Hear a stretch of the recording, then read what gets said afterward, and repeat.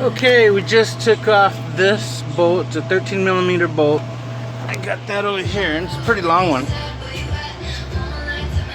one right there. So what we gotta do is, I tried to take the tension off this broken tensioner. There's a tensioner right here, and as soon as I relieve the pressure, it leaves slack on the chain. So now that I took this bolt off, this right here is kept back with the harmonic balancer.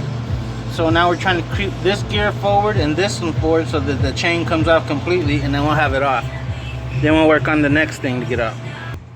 Okay, it doesn't look like it'll come out, because if you look back here, these chains are preventing that gear from coming out when I'm trying to pull it forward. So what we're going to do is take off the tensioners, that one and this one, and see if we get some looseness on the chain, and see how we work it out from there. It's putting it together is what's important, not taking it apart, but there is a trick to taking it apart. So first was this. Now we're going to take these tensioners off, see how much slack we get. Okay, I forgot there was a whole trick to getting this off.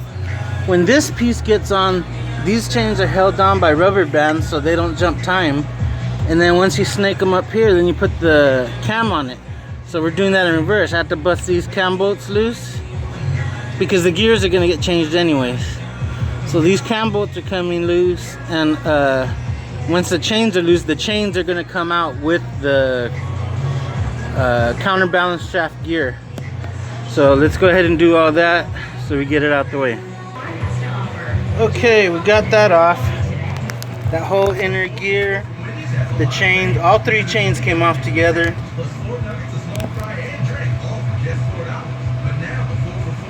All three chains came off together. We got that tension pretty far in where we got a little small tiny Allen wrench and stuck it in there to leave off the slack on the tension.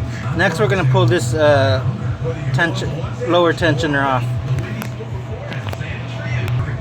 Okay, we got that piece off. Next is the oil pump, and you can see why I was talking about one more step. All you have to do is change the oil pump. If we would put this back together without changing the oil pump and you got low oil pressure, then that wouldn't be good. We'd have to do this all over again. So one more step takes us all the way to the back to get this, and then get it out and we'll install a new one. We're going to take the new oil pump apart so that we can put some oil inside it, so when it starts at those first couple of seconds, it doesn't start up dry. And we'll show you that when we get to that point. But right now we're going to take off, feels like a 12mm bolt down here with the ratchet wrench. This is just going to get pushed down, and then this 10mm bolt will take the oil pump away from the block. So we're going to go ahead and do that, get it out, and then we'll start showing you the process of priming up the new oil pump. Okay, we already got that bolt out from the bottom from where the pickup tube goes right here, and we already pulled this 10mm bolt out. Remember where this bolt goes, because on the bracket the other two bolts go on top of the bracket.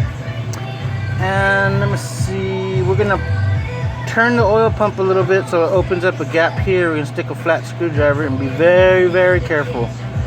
We're gonna push down on it.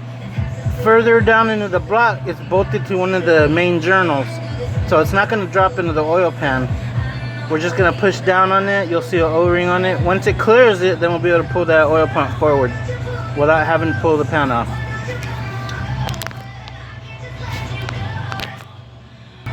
Okay, as you can see, the oil pump came off pretty quickly. There's no gaskets between the oil pump and the block, but we want to make sure the surfaces are nice and clean so that they can get torqued back onto its original specifications. I'm going to pull this O-ring off so that we can replace it. And I think there's one that comes with the new oil pump. So that's the O-ring. And then now we just start cleaning everything up. The reason I left the oil in there is in case something drops in there, or like earlier when I pulled off the water pump and all that stuff in this timing cover, some of the water came down from here and probably dropped into the oil. That's so it doesn't stay next to the walls and it comes out with the oil. And oil just drains and drains and drains until everything's out.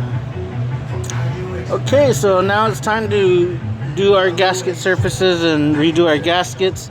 That's going to be the end of this part of the video because we are all the way torn down to its lowest setting. Now we're going to start putting everything back together, but it's going to take me some time to get all this pieces all cleaned up. Also got to clean out the valve covers and the timing cover. So once we start getting it all together, it'll be nice and clean and everything will look brand new, everything in time. Okay, this goes down like so.